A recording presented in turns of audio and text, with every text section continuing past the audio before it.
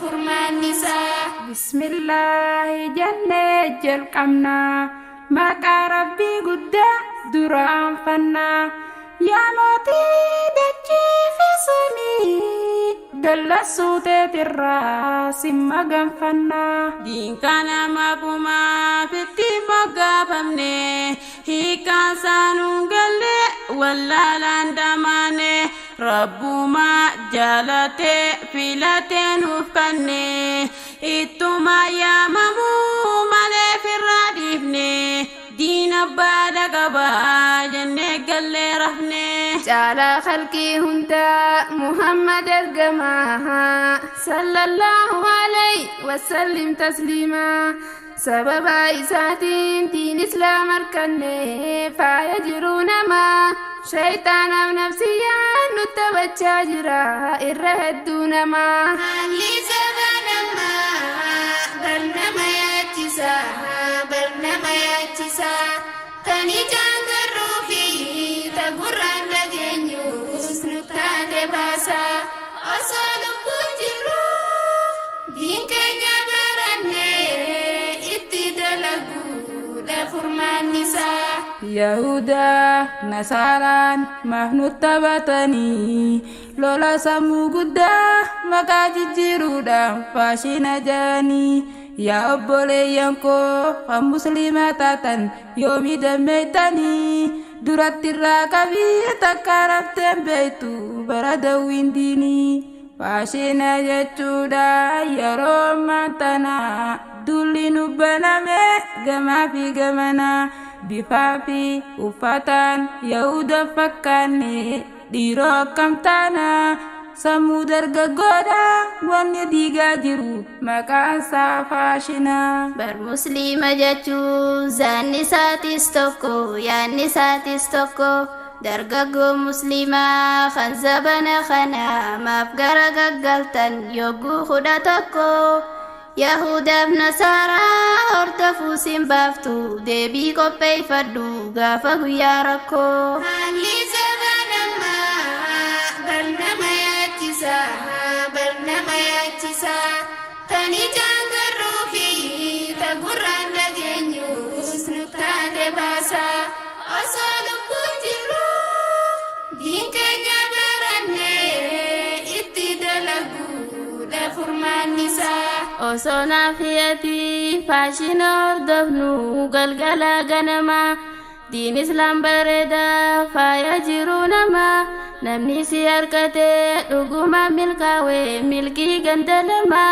Bilisummaa dhugaa diin islaamaa qaba isarraa baranne mirga walqixxummaa. Fedhii lubbuudhaatiin eega booji'amne. Yahudaaf Nasaaraan hedduudha gammadan tan qiyaasan qabne. Islaama kallattiin booji'uu dadhabnaan maqaa faashinaatiin qalbii teenya seenuun nu laaffisan onne. Faashinni dabraa faashina moofeessa. Sadiin islaam kana faashinni baafadhee meeqamtuu moofeessa. Seera rabbiin tumee samii gannuu buuse qabachuun nu baasa. Kan sababa isaatiin diin islaam harkanne caalaa khalqii isaa nagayaaf rahmanni irratti haa bu'u kan qabne qiyaasa. Kan rasuula rabbii maqaa isaa xureessu meeqaatu salphatee seenaa dabre keessa. Kan rasuula rabbii maqaa isaa xureessu meeqaatu salphatee seenaa dabre keessa. Haalli saba namaa bar nama yaachisa, bar nama yaachisa. Kan ijaan garuu fi ta gurraan dhageenyus nu taate baasa. Osoo lubbuun jirru diin keenya barannee itti dalaguudha furmaan isaa. Gaafii takkaan qabaa kan muslima taatan qalbii as deebisa. Ummanni kaafiraa dabaree ergamaa lama maaf maqaa tureessa. Osoo nuti jirru rasuulli tuqame callimneetti dhiisuun tun nu taate baasa. Yoo ergamaa rabbii kanaaf tumsuu baanne maalumaaf jiraanna duniyaatti keessa. rasuulli tuqame eenyu galee rafaa ummanni nundura adawwii rasuulaa nam tokko nam dhibbaa mataa irraa haraa diin islaam tuqamnaan jiraachuun barbaadan duniyaa tanarraa yoo diiniif tumsitee rabbi si gargaara laali quraanarraa tokkummaa akkasiisan arra maaliif dhabne fedhii lubbuu teenya qofaan booji'amne diin kanaaf dura jireenya filanne jaalalti rasuula afaanuma malee qalbii gannu buune kunoo har'a akkasiin xiqqeenya mudanne osoo nuti jirru rasuulli tuqame jiraachuun nun baaftu dallansuu rabbiitiin akkan saaxilamne dhagayaa namuutu kaanee haa qabsoynu hiree shahiidummaa namuka harkatu ergamaa lamaan lubbutiyyaa fi qabeenyi koo martii fidaa saabaatu haalli zamanammaa barnama yaachisa barnama yaachisa kan ijaan garruu fi ta gurraan dhageenyus nu taate baasa osoo lubbuun jirru diin keenya barannee itti dalaguudha furmaannisaa harmaa wajjin luyne jaalala diin keenya ilaahi tokkicha gabbaramaan keenya nabi muhammadis barnabiyyi keenya rasuulli tuqamnaan jiraachuun barbaannu muraamataa keenya adawwii rasuula bara dawwii teenya tana beekuu qaban jarri kaafirtootii jaziiraan arabaa cabuu quba qaban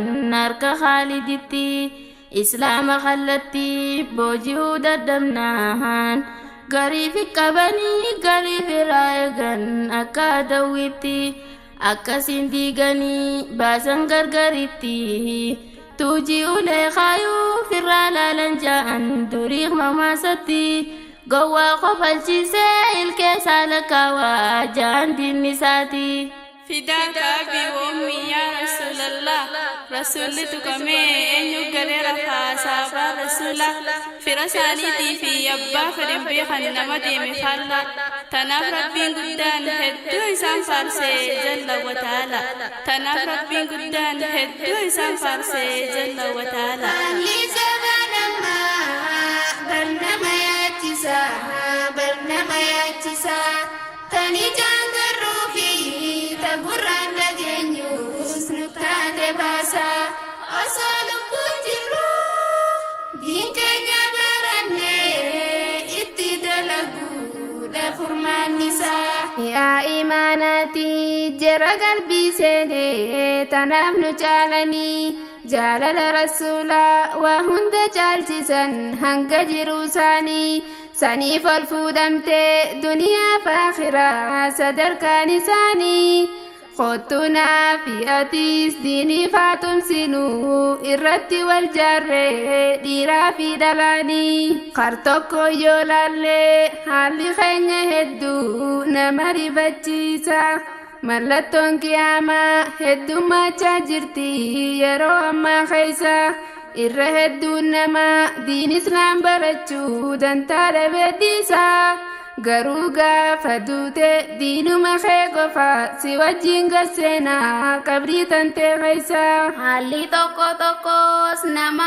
abdachiisa qalbii yoo gallaalle shababaaf shamarran diin barachaa jiran gandaa gandattillee haadha abbaan isaanii lafaati jiran ifiifis barachaa madda araashillee isin diin qabannaan shabaabni keessattuu kaafirri milkaa'u arraa fi borullee qaadiin baraddaa ulamaan islaamaa otoo lubbuun jirtu sheekha guddaa qabnaa sheekh jamaal abdullaa namayyuu ni beektu sheekh mahammadiif jira carraa barnoota isaa nama akka argatu osoo irraan baranne isaan lubbuun kunnaan sheenaan nurraan baatu osoo irraan baranne isaan lubbuun kunnaan sheenaan nurraan baatu haalli zamanammaa barnama yaachisa barnama yaachisa kan ijaan garruu fi